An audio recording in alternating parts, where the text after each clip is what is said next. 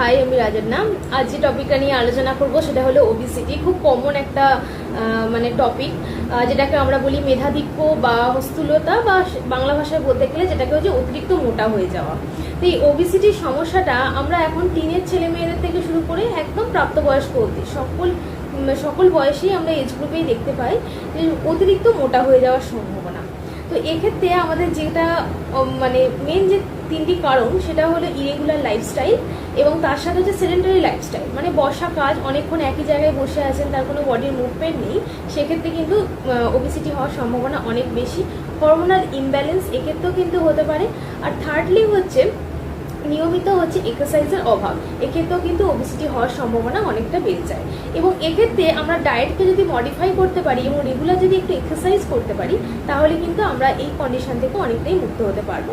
তো আমাদের obesity diet plan করতে গেলে প্রথমেই করতে হবে কি, একটা ব্যালেন্স ডায়েট প্ল্যান রাখতে হবে। অবশ্যই অনেক টিনের ছেলে মেয়েদের মধ্যে টেন্ডেন্সি থাকে কার্বোহাইড্রেটকে সম্পূর্ণরূপে কমিয়ে দিয়ে বা একদম খাদ্য তালিকায় না রেখে শুধুমাত্র প্রোটিন আর ফ্যাট জাতীয় খাদ্য খাবো, এমন কিন্তু নয়।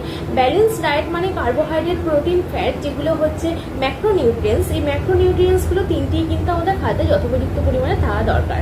এবং সেখানে দুধ, ডিম, সমস্ত রকমেরই জিনিসপত্র রাখবো, কিন্তু সেখানে সঠিক ওয়েতে।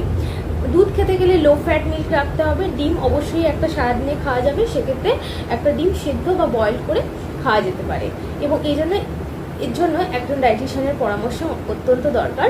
আমি এই ওবেসিটি নিয়ে অনেকগুলো সিরিজ আনবো, এটা ছিল ফার্স্ট সিরিজ। আপাতত এটুকুই আজকের জন্য, ধন্যবাদ।